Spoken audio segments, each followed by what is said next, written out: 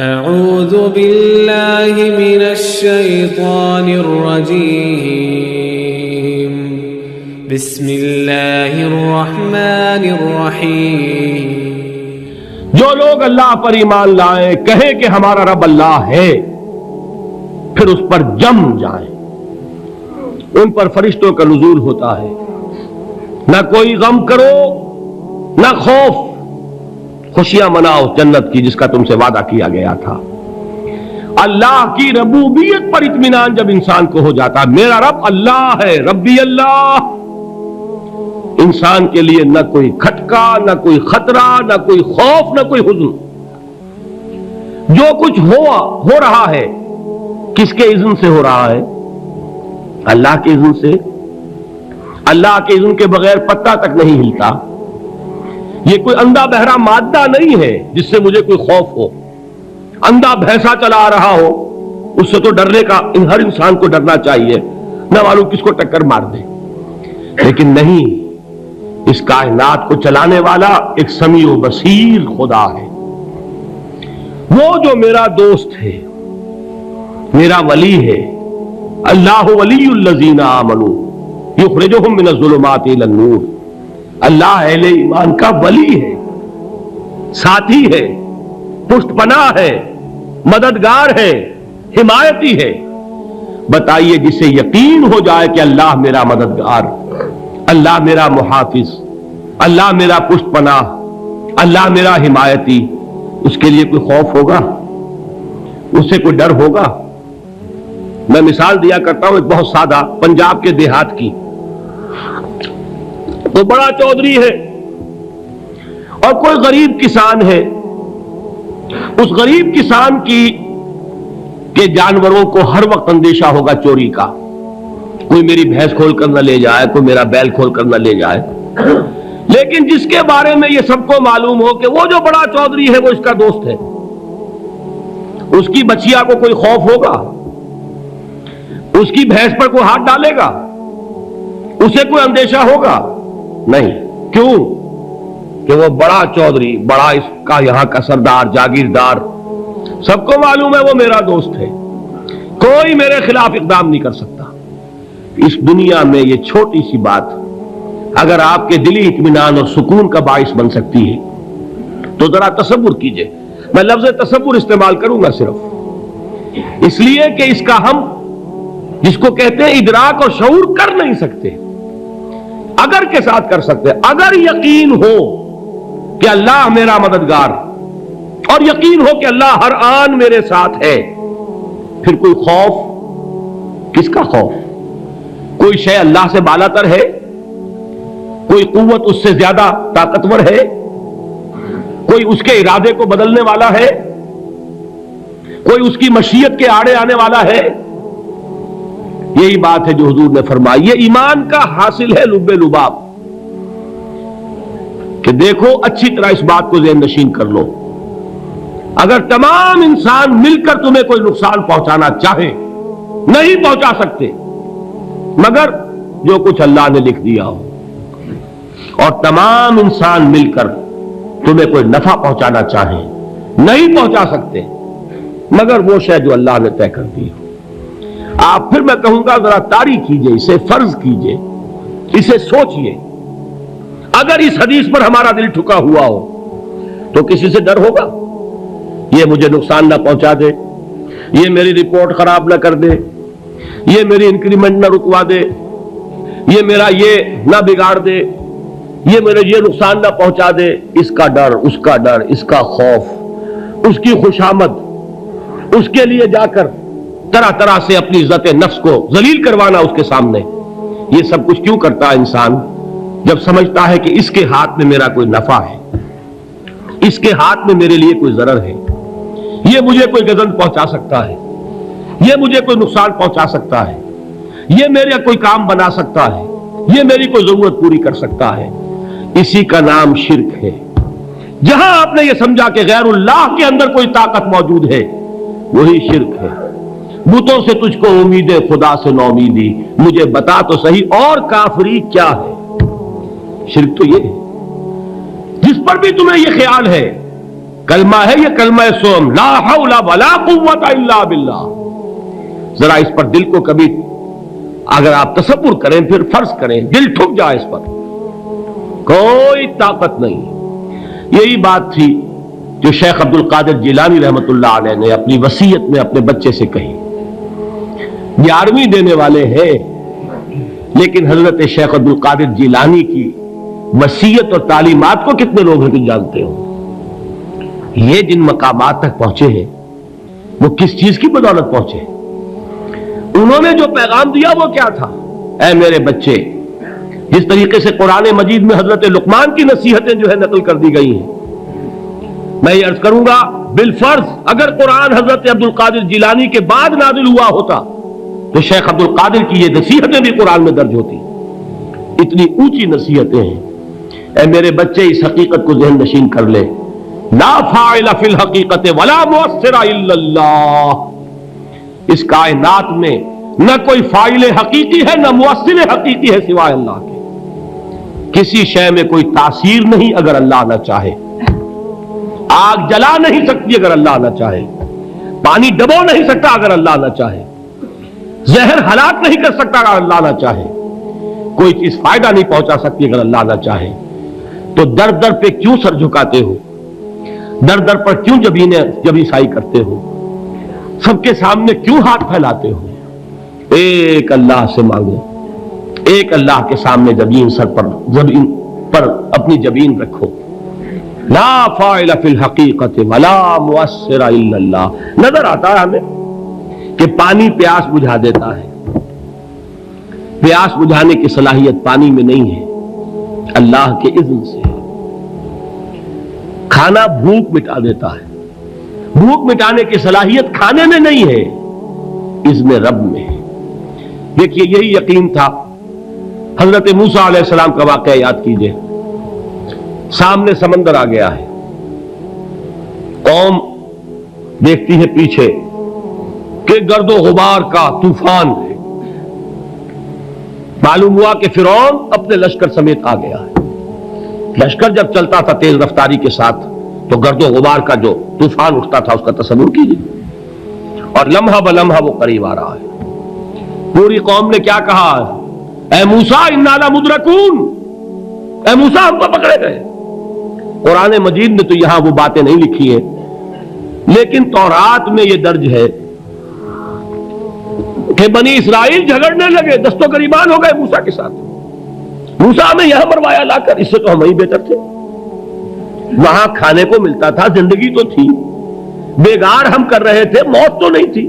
اب جو کچھ ہوگا اس کا تصور کرو، جس طریقے سے ہمارے ٹکڑے اڑائے جائیں گے. تو لڑ رہے ہیں حضرت موسیٰ علیہ السلام سے. یہ تورات کی تفصیل ہے. قرآن میں صرف اتنا آیا ہے، پریشان ہو کر انہوں نے کہا انا لمدرکون، موسیٰ ہم تو پکڑے گئے. اس وقت موسیٰ کا جواب کیا ہے؟ کلا ان معی ربی سیہدین. نہیں، میرے ساتھ میرا رب ہے، وہ راستہ دے گا. بتائیے کہاں راستہ نظر آ رہا ہے؟ یہ ہے ایمان بالغیب. راستہ نظر نہ آئے تب اللہ پر یقین ایمان ہے. جیب میں پیسے ہوں اور تب دل کو اطمینان ہے تو ایمان کس پر ہوا؟ پیسے پر، اللہ پر نہیں. جب وسائل و ذرائع نہ ہو اور پھر یقین ہو کہ اللہ مسبب الاسباب ہے، وہ اسباب کا پابند نہیں ہے، وہ اسباب کا محتاج نہیں ہے، اسباب اس کے محتاج ہے. اگر یہ یقین ہے تو اللہ پر ایمان ہے. یہ نہیں ہے تو تمہارا ایمان اسباب پر ہے، وسائل پر ہے، ذرائع پر ہے، مادیات پر ہے، اللہ پر نہیں. اس وقت کہاں راستہ تھا؟ کوئی راستہ تھا؟ سمندر ہے اور ادھر سے لشکر آ گیا ہے. کلا ان معی ربی سیہدین. اب دیکھیے ایمان کہہ دینا آسان ہے، ہوا معکم اینما کنتم، جہاں کہیں بھی تم ہوتے ہو اللہ تمہارے ساتھ ہوتا ہے. لیکن اس کا یقین قائم ہو جائے تو زمین و آسمان کا فرق واقع ہو جائے. یہی بات ہوئی حضور کے ساتھ. غار ہے، چھپے ہوئے ہیں محمد الرسول اللہ اور آپ کے وہ یار غار ابو بکر صدیق رضی اللہ تعالی عنہ. اقبال نے حضرت ابو بکر کی شان میں چند اشعار کہے صرف، لیکن واقعہ یہ ہے کہ بھاری بھاری نظموں پر اور قصیدوں پر بھاری ہے، طویل ترین نظمیں اور قصیدے ہوں ان پر بھاری ہے۔ ہمت ابو بکر کی ہمت جو ہے، کشت ملت را چو ابر، جیسے بارش سے کھیتی اپجتی ہے، ابو بکر کی ہمت اور عزیمت اس امت کو اسی طرح سینچنے والی ہے۔ ثانیے اسلام و غار و بدر و قبر، وہ دوسرے تھے اسلام میں، دوسرے پہلے کون تھے؟ انا اول المومنین، حضور فرماتے ہیں سب سے پہلا ایمان لانے والا میں، دوسرے ابو بکر۔ ویسے ہمارے ہاں یہ چلتا ہے اختلاف، حضرت علی پہلے ہے کہ حضرت ابو بکر پہلے ہے، لیکن اس میں بڑی خوبصورت تطبیق قائم کی ہے علماء نے، اور بہت صحیح ہے۔ چار کے بارے میں فیصلہ ہی مت کرو کہ کون پہلے ہے، ان کی ایک عجیب تقسیم کر دی ہے۔ آزاد مردوں میں، بالغ مردوں میں سب سے پہلے ابو بکر، بچوں میں سب سے پہلے علی، خواتین میں سب سے پہلے خدیجہ، اور غلاموں میں سب سے پہلے زید ابن حارثہ۔ بڑی پیاری تقسیم ہے، یہ چاروں ہی پہلے ہیں، ہر ایک کے لیے اولیت ہے۔ اور واقعہ یہ ہے کہ اگر زمانی اعتبار سے تعین ہوگا تو پہلے خدیجۃ الکبریٰ آئیں گی رضی اللہ تعالی عنہ، کسی اور سے بات کرنے کی نوبت بعد میں آ سکتی ہے، پہلے تو اہلیہ محترمہ سے بات ہوئی، آتے ہی پہلی وحی ہوئی ہے، ابھی تبلیغ کا حکم نہیں تھا، کس کو بتایا واقعہ؟ ابھی اپنی نبوت کی تبلیغ کا تو حکم ہی نہیں آیا، واقعہ کس کا ہے؟ وہ خدیجہ کا ہے۔ جب کہا ہے کہ خشیت علی نفسی، مجھے اپنی جان کا اندیشہ ہے، تو کیا جواب دیا خدیجہ نے رضی اللہ تعالی عنہا؟ وہ صدیقۃ الکبریٰ ہے، صدیقات جو ہے خواتین ان میں چوٹی پر خدیجۃ الکبریٰ ہے رضی اللہ تعالی عنہا، اور صدیق جو مرد ہیں ان میں صدیق اکبر ہے ابو بکر صدیق رضی اللہ تعالی عنہ، لیکن صدیقات میں چوٹی پر۔ جب حضور نے فرمایا خشیت علی نفسی، کیا فرمایا، کیا عرض کیا، کیسے تسلی دی؟ نہیں نہیں، اللہ آپ کو ضائع نہیں کرے گا، آپ غریبوں کے ہمدرد ہیں، آپ مساکین کے تکالیف رفع کرنے والے ہیں، آپ بیواؤں کی سرپرستی کرتے ہیں، آپ مسافروں کی خدمت کرتے ہیں، اللہ آپ کو ضائع نہیں کرے گا، یہ یقین ہے اس خاتون کے اندر۔ خیر وہ ایک علیحدہ بات ہو جائے گی۔ میرے دل پر حضرت خدیجہ رضی اللہ تعالی عنہ کی شخصیت کا بڑا گہرا نقش ہے، جو وہ کوئی اور ہی وقت اور موقع ہوا تو بیان ہوگا۔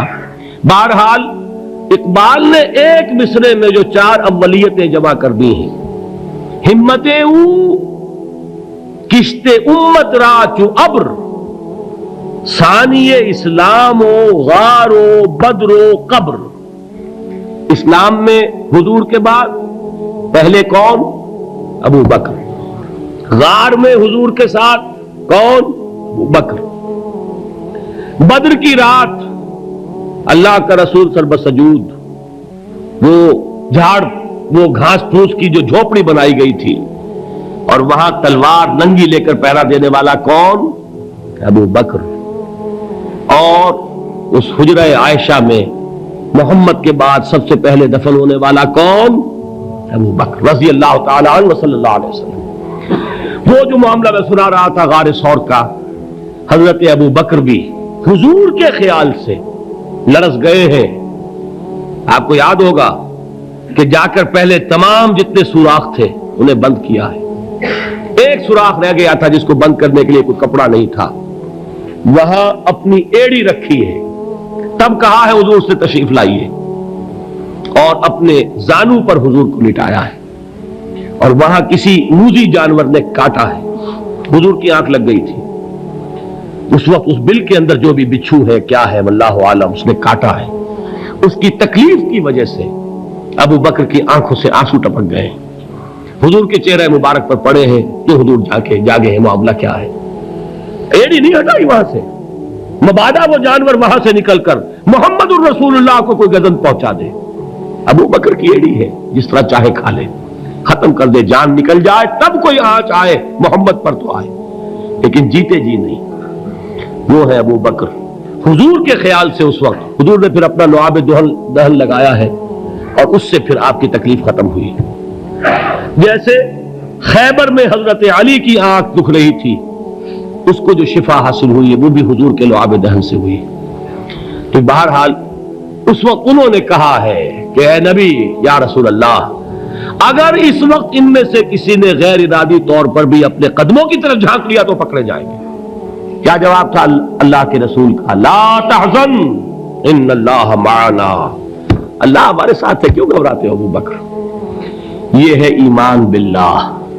میرا مالک اللہ، میرا رازق اللہ، میرا محافظ اللہ، میرا مددگار اللہ، میرا پشت پناہ اللہ، میرا دوست اللہ.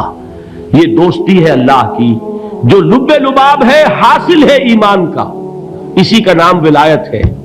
اولیاء اللہ کے سروں پر سینگ نہیں ہوتے. جس کے دل میں ایمان راسخ ہو چکا ہو وہی اللہ کا ولی ہے. جسے اللہ پر یقین ہو چکا ہے وہی اللہ کا ولی ہے. جسے یقین ہے اللہ میرے ساتھ ہے، میرا مددگار، میرا پشت پناہ، میرا ساتھی، میرا دوست، میرا محبوب، میرا محب. اللہ اہل ایمان سے محبت کرتا ہے. واللہ یحب الصادقین. ان اللہ یحب الذین یقاتلون فی سبیلہ صفا کانہم بنیان مرصوص. اللہ محبت کرنے والا، اہل ایمان محبوب، اور اہل ایمان محبت کرنے والے اللہ محبوب. والذین آمنوا اشد حبا للہ. آپ تصور کیجئے جسے یہ رشتہ ایمان یا رشتہ ولایت حاصل ہو جائے، الا ان اولیاء اللہ لا خوف علیہم ولا هم یحزنون. آگاہ ہو جاؤ، اللہ کے دوستوں کے لیے نہ کوئی خوف ہے نہ کوئی حزن ہے.